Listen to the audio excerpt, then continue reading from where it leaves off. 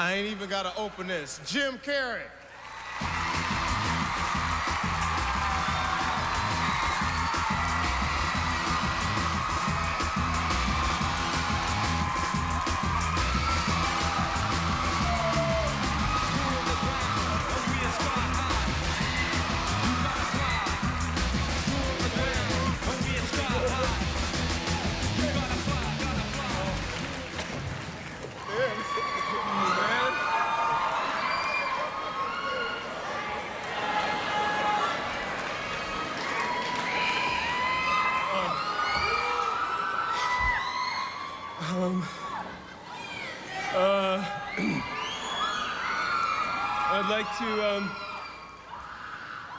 I'd like to thank Jamie Foxx and stuff,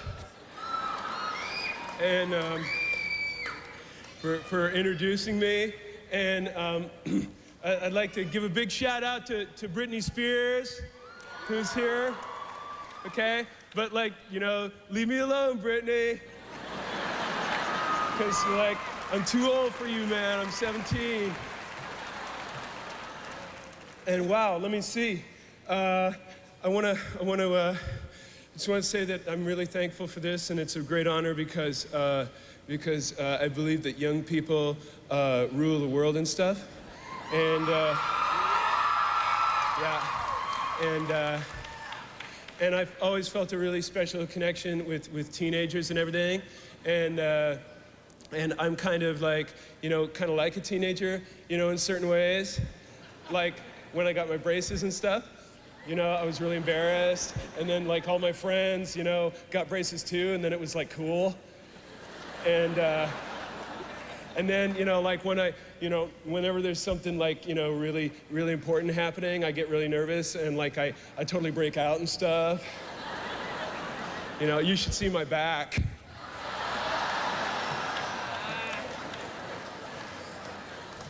I shouldn't have touched it, you know?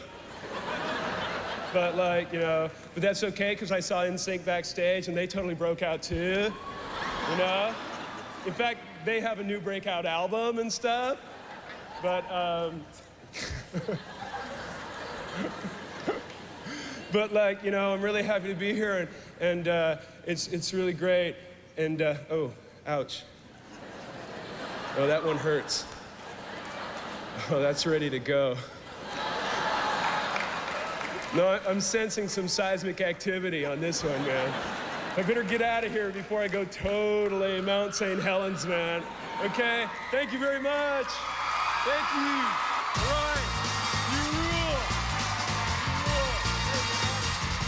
rule. And the winner is Jim Carrey.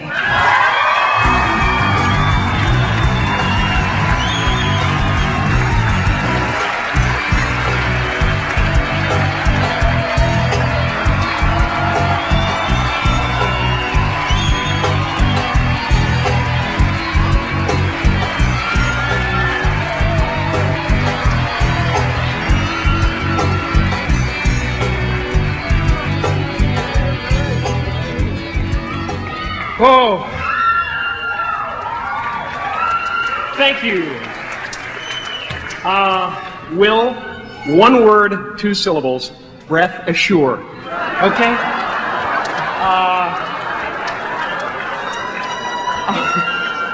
I had a lot of time to think of that. It's not fair. First of all, I would like to thank Will and the rest of the nominees in this category. They are unbelievable talents, and want what I've got so bad they can taste it. Oh,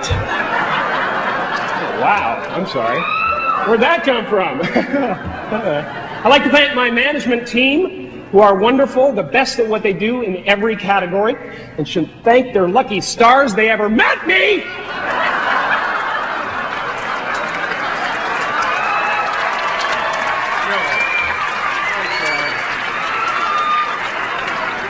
That is not what I meant to say. It's the truth.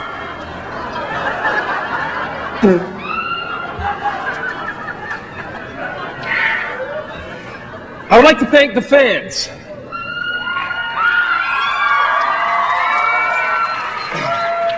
Who have always supported my comedies, but don't quite know what to think of me in drama. And lastly, I would like to thank MTV, especially the producer of this show, who obviously had a real brainchild, you know, sat and thought, wow, I can get a lot of commercial coverage, sell a lot of time, if I could get a bunch of celebrities together in a room. I know, I'll give them an award, and if they don't show up, people will think they're ungrateful. It's perfect!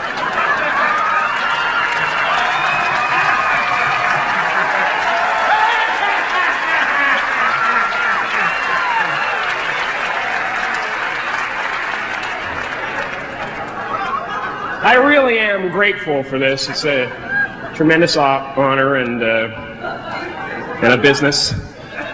It's really, though, just mostly an honor. Business.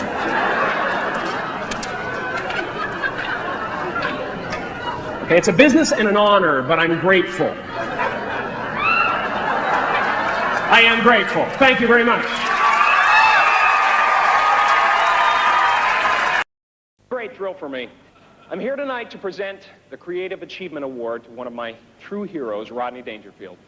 Most people don't know this about him, but Rodney is a very sweet and generous man. We're talking about a guy who has dozens of people walk up to him every day of his life and say, "Hey, Rodney, I'll give you some respect."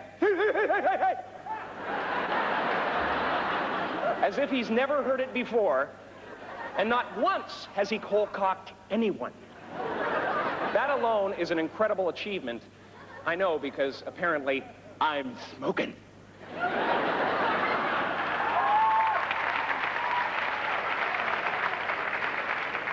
He is, without a doubt, as funny as a carbon-based life form can be.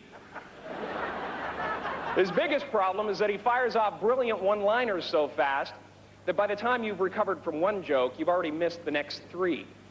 As the owner of Dangerfields in New York, and through his HBO specials, he continues to be a young comedian's best friend.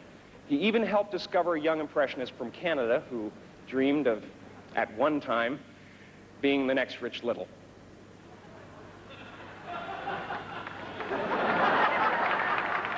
I was performing in Toronto when I got my first gig with Rodney. He liked my act and he hired me to open for him at Caesar's Palace in Las Vegas. It was a very big deal for me. After that, he took me on tour for a couple of years, and one day I decided to be myself on stage. Well, things got pretty weird after that. I was bombing night after night, but I could still hear Rodney laughing in the wings. Afterwards, he'd say to me, "Man, those people are looking at you like you're from another planet." But if I was making him laugh, I knew I was onto something. One of the most revealing moments about Rodney, though, occurred when my father came to visit me in Las Vegas.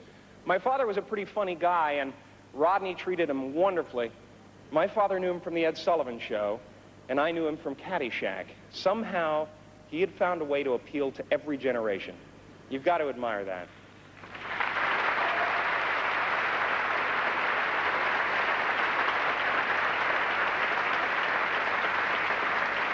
He's a man who persevered and struggled for decades before he reached the top of his profession.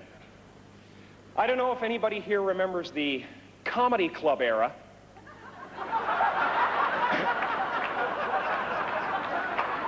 Well, they were quite popular places at one time. I did stand-up in the clubs for 15 years, and sometimes the only thing that kept me going was the thought that Rodney made it when he was in his 50s. In a business that generally values youth before talent, he was absolute proof that it's never too late to make your mark. You may have to quit for a while and sell some paint, but you don't have to give up your dreams. So, on behalf of all the fans and performers that he's inspired and helped along the way, I am deeply honored to present Rodney Dangerfield with this year's American Comedy Award for Creative Achievement. Ladies and gentlemen, the man, Rodney Dangerfield.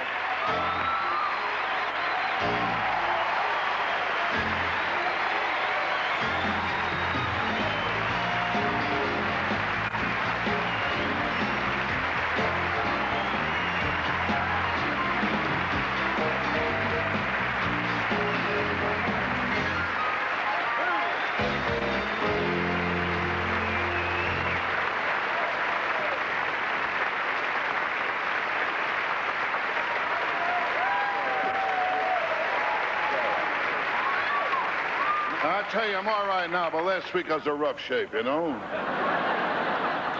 I mean, the last week, Cisco and Ebert caught my act. They gave me one finger up.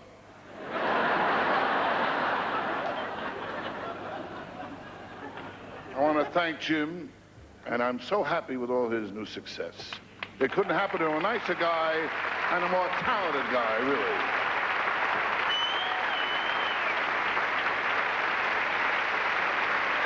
Thank you so much. Good evening, ladies and gentlemen. I'm here tonight, as all of us are, to pay tribute to an American icon, an actor, a filmmaker, and truly one of my personal heroes, Mr. Clint Eastwood.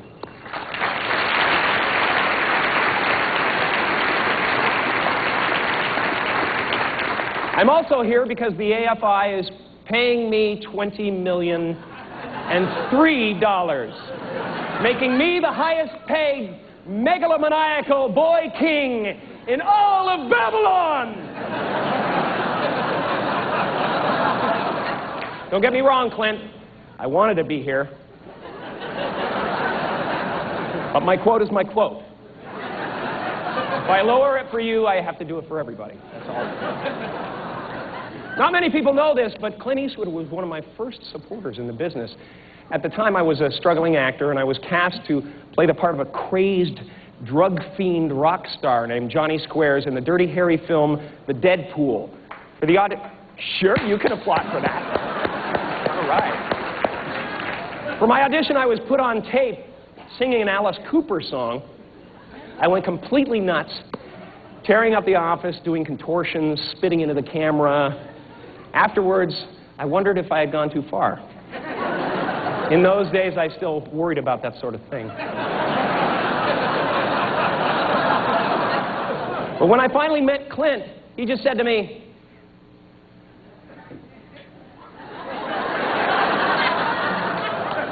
"I love that tape. And I show it to all my friends." Naturally, I was elated. I wanted to do the best possible job that I could do for this man. You know, the first day of shooting, I showed up with all these wild ideas. I said, I have a ton of ideas that I want to try out, Mr. Eastwood, if you don't mind. You know, I was expecting a little bit of resistance. But Clint just looked at me, then looked at the producer, David Valdez, and said, "Well, maybe we'll just turn the camera on and let him go."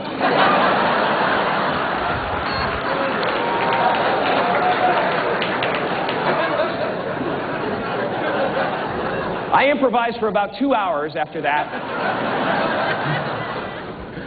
Then with Clint's help, we honed the final performance down to this little piece that I'd like to perform for you now.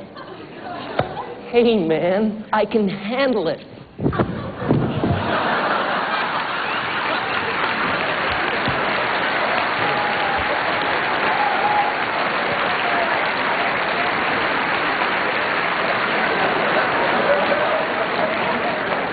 I was a tad over-prepared that day. But that was only because I was working with a legend, someone whose movies I had admired for years. Every guy in this audience, though, at one time or another, has lived vicariously through Clint Eastwood and his mythological characters. He's our equalizer.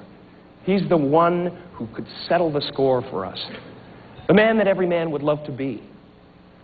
When a bully was pursuing you and pushing you around in the schoolyard, you'd think to yourself, wow, there's just no justice. Then you'd see a Clint Eastwood movie, and you'd realize that that bully grows up to become the guy who gets his butt kicked by the man with no name. You know? It's our salvation. I don't know if they meant this. It's just really a theory of mine. But I think the reason why he had no name is so that we could fill in our own.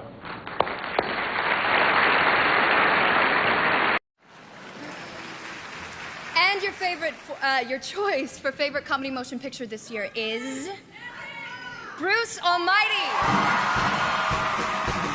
This is the first award of the year for Bruce Almighty, and the second time a comedy movie starring Jim Carrey has won. Accepting for the movie is Jim Carrey.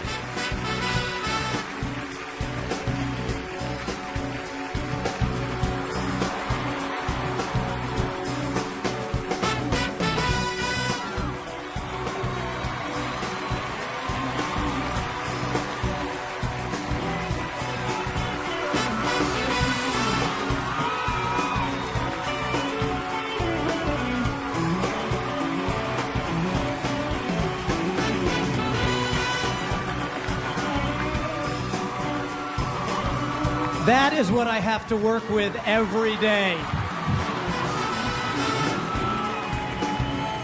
Thank you, guys. This means a ton. Before he implodes, this is the crew that made the movie. They're insanely talented, and I thank them. Without them, we could not have done it. Thank you so much. Now, let me bring up the scary Jim Carrey to say a few words.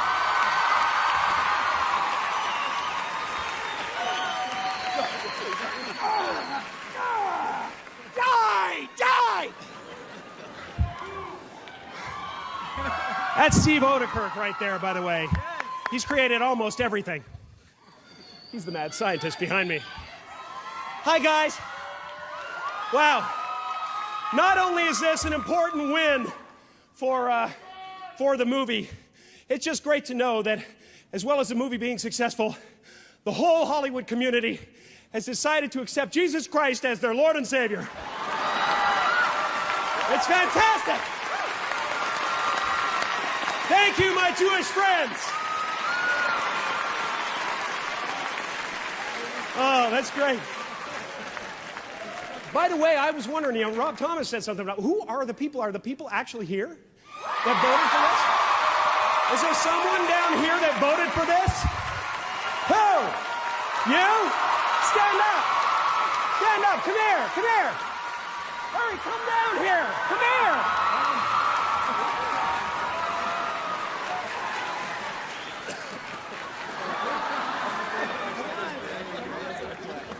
Stand right here. Stand right here.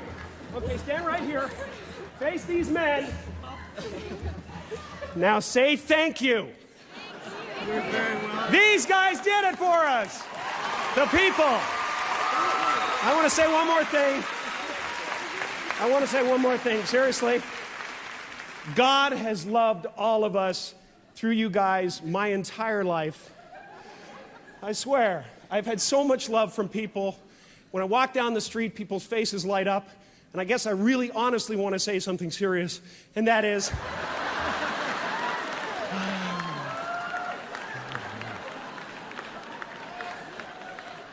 I like people. Thank you.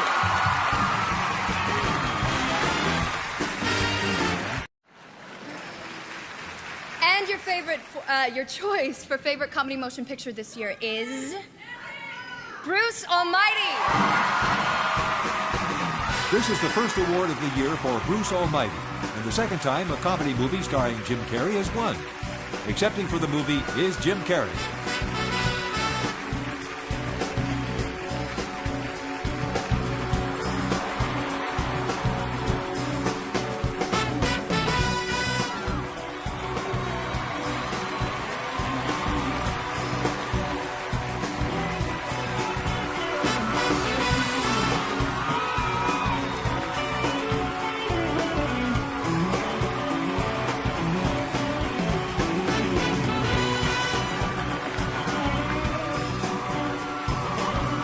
That is what I have to work with every day. Thank you, guys. This means a ton. Before he implodes, this is the crew that made the movie. They're insanely talented, and I thank them. Without them, we could not have done it. Thank you so much. Now, let me bring up the scary Jim Carrey to say a few words.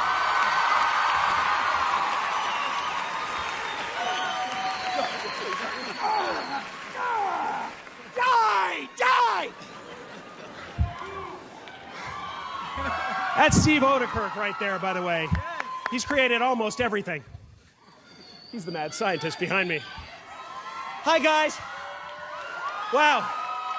Not only is this an important win for the movie, it's just great to know that, as well as the movie being successful, the whole Hollywood community has decided to accept Jesus Christ as their Lord and Savior. It's fantastic. Thank you, my Jewish friends. Oh, that's great. By the way, I was wondering, Rob Thomas said something about who are the people? Are the people actually here that voted for this? Is there someone down here that voted for this? Who? You? Stand up. Stand up. Come here. Come here. Hurry, come down here. Come here.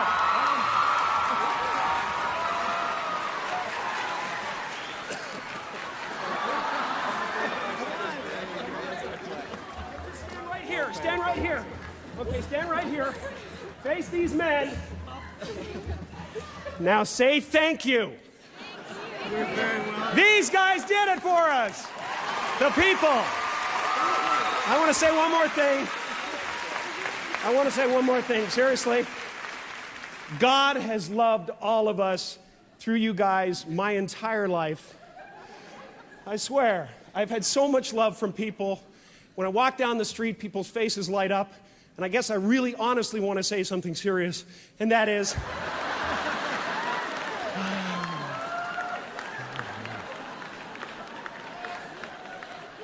I like people! Thank you.